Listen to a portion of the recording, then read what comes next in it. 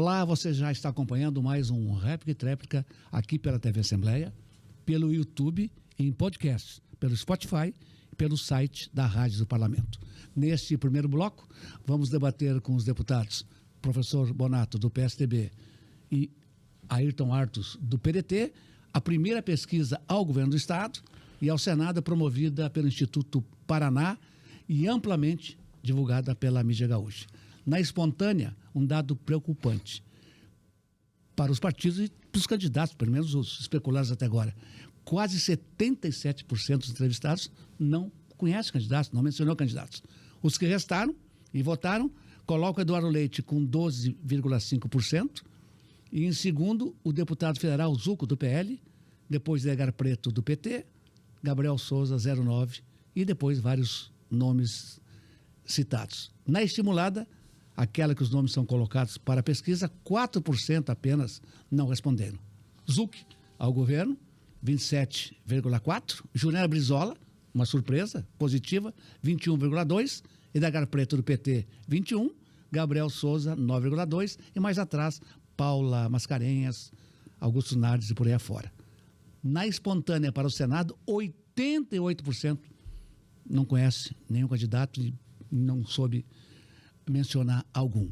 Das pessoas que opinaram, Marcel Van Hatten, do Novo, na espontânea, aquela que tem que dizer, não tem disquinho, né? Tem que dizer na lata, com 1,5%, Paulo Paim 0,9%, Heinz 0,7%, Leite 0,6%, depois Onix, Pimenta, etc, etc. Na estimulada ao Senado, Leite fica em primeiro, com 43,1%. Manuela Dávila, em segundo, com 23,2%. Onix, 21,3%. Zucco, 17,6%. Pimenta e depois Heinzen, Osmar Terra e Cherini. Eu começo com o deputado professor Bonato. O que o senhor gostaria de falar sobre esses números? Lembrando que Leite, em princípio, quer a presidência da República. Pelo menos é o que se especula. Primeiro, uma saudação. Uma pesquisa sempre é um retrato do momento.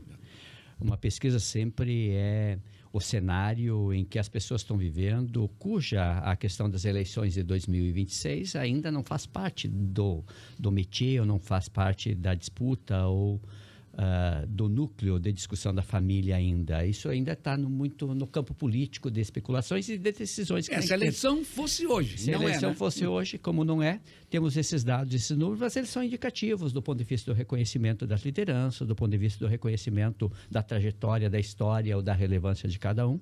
Tudo isso tem importância. É claro que isto serve para o núcleo político, para a bolha política, para os partidos, as lideranças, balizarem as suas decisões, fazerem as suas contribuições, discutirem as suas composições, olhando para 2026, que seja para o governo do Estado, que seja para a composição do Senado, deputado estadual, deputado federal, presidente da República, que é um dos desejos do governador Eduardo Leite, né? Já se dispôs lá na eleição passada a fazer a disputa das prévias a respeito dessa questão, retornou ao governo do Estado, reeleito o governador, vem fazendo um bom trabalho, com uma aprovação significativa, mais de 60% dos gaúchos aprovam o governo Eduardo Leite, coisa que é diferenciada, uma ação, um governo que passou por momentos difíceis. Se nós olharmos aí a pandemia que o governador Eduardo Leite, no seu segundo mandato, enfrentou, se nós olharmos aí a questão dos 4 anos consecutivos de problemas que nós temos,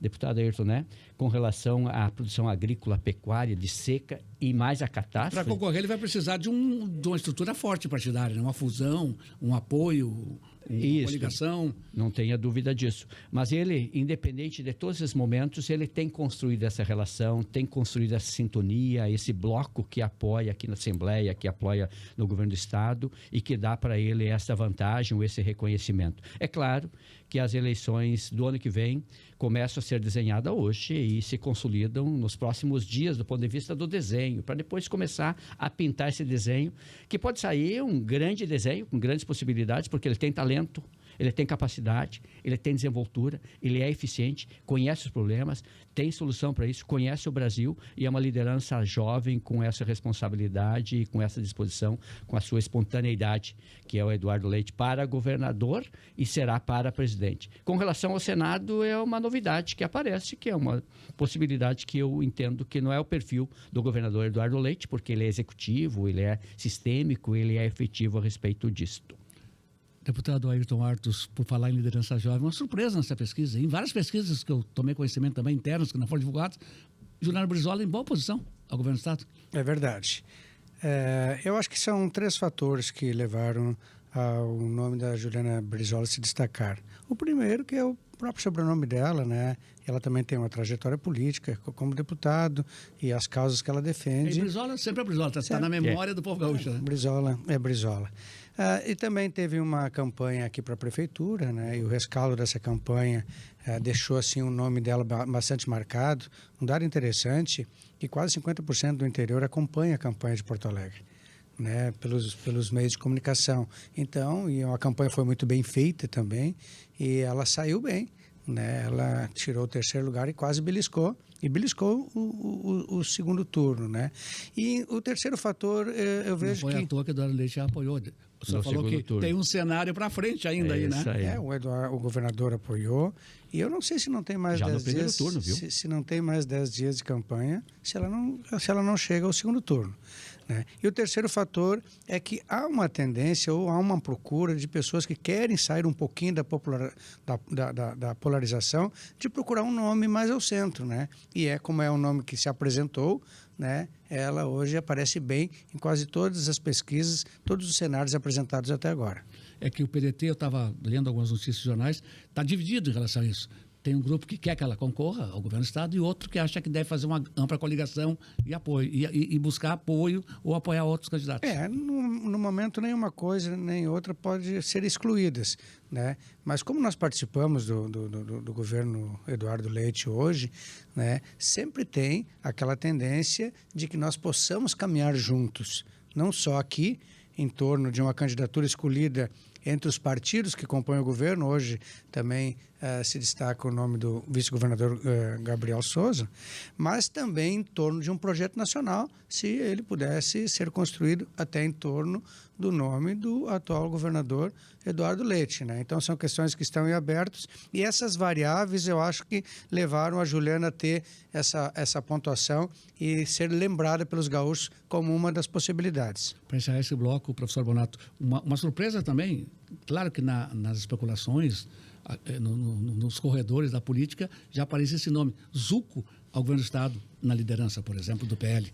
Na verdade... muito ligado a Bolsonaro, né? Na verdade, nós temos ainda uma discussão muito concentrada entre direita e esquerda, os dois extremos, né?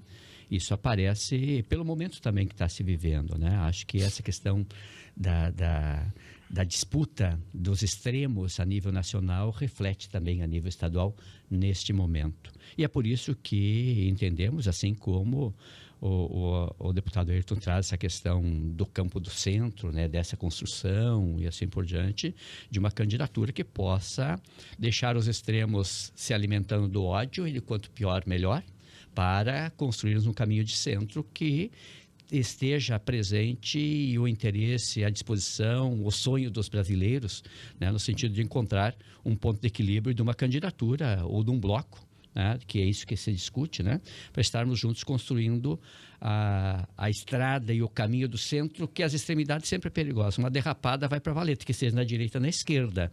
O caminho do centro permite e possibilita ter uma vida mais longa e uma caminhada mais intensiva. Por isso, né, aparece aí, na verdade, e os extremos como possibilidade também. Vamos agora ao segundo bloco. Começo com o deputado Ayrton, termino com ele. Bolsonaro réu e, possivelmente, as projeções todas indicam que ele será condenado e preso. Essas projeções de quem acompanha o STF.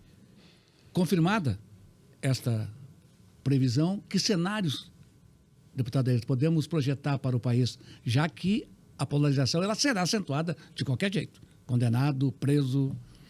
Pois é, a questão do Supremo Tribunal Federal, quem observa, pensa assim que é um jogo de cartas marcadas, porque antes mesmo do indiciamento já há, de certo modo, uma condenação. Antes do indiciamento indiciado, e agora você que vai ser condenado e preso.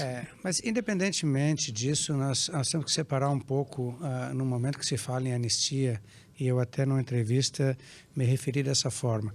Uma coisa é o que aconteceu e as pessoas têm que ser investigadas, né, e julgadas, né, até para ver. Só de fala do fato, 8 de janeiro ou da chamada tentativa de golpe? De tudo, de tudo. Hoje, uma coisa tem a ver com a outra.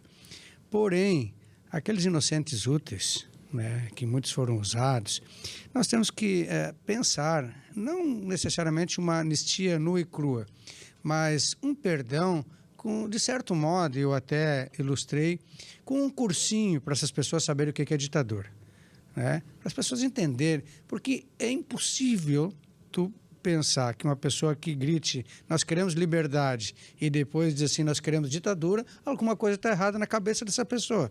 Então nós temos que analisar esse caso, que é um caso até psiquiátrico, né? Então são coisas separadas.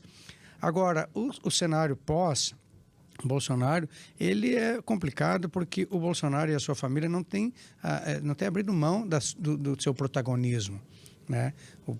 A direita tem lá seus nomes, tem o Zema, tem o Caiado, Tarcísio, tem né, o Tarcísio, que é o mais forte. Porém, o Zema está no segundo mandato, o Caiado está no segundo mandato e o Tarcísio estaria num cenário mais cômodo de reeleição, não até por mérito do seu governo, que eu nem tenho condições de julgar, mas pela fraqueza dos adversários, né? Como aconteceu agora para a eleição para prefeito lá com o Nunes também. Então, há uma indefinição, né? E é provável, na minha opinião, que na hora H o Bolsonaro venha a indicar um nome da família. Seja o Flávio, talvez essa viagem do Eduardo ela já tenha a ver, né, com uma possível Mas isso divide a indicação direita, né? do Flávio, Né? e talvez a própria Michele. Isso divide, né? Talvez o nome que fosse unir, né, a direita hoje fosse o do Tarcísio mesmo, mas não sei se ele abre mão de concorrer ao governo do Estado. E a sua leitura sobre esse quadro pós-condenação de Bolsonaro que está sendo projetado, e prisão também? Momento diferenciado que vive o Brasil. Se nós olharmos um pouco a forma como esse contexto e a condução do Supremo Tribunal Federal para este ato, para este fato, vem conduzindo, nos deixa preocupado com a garantia do Estado democrático e de direito com relação às manifestações. Que nem diz o deputado Ayrton, né? Olhar para este quadro, pessoas que participaram de uma manifestação de sentimento ou de um posicionamento, talvez não da profundidade de quem pensou, das lideranças que pensaram sobre isso, pegando aí 12, 17, 19 anos de prisão para um ato que em outros momentos... Tem que ser penalizados, mas a pena é muito dura para isso, né? Mas que em outros momentos, os mesmos atos, talvez não com a intenção, mas os mesmos atos, o mesmo comportamento foram iguais ou piores ainda de ocupação do Senado, do Congresso. Você fala no impeachment da Dilma ali? Não só, em outros momentos de manifestação também, teve a mesma contundência que teve os atos que aconteceram no dia 8. Talvez não da forma como se propôs e da forma como está sendo buscado responsabilizar todas as pessoas que participaram dele. Então, acho que são coisas distintas a respeito disso. O Ayrton coloca muito bem essa questão.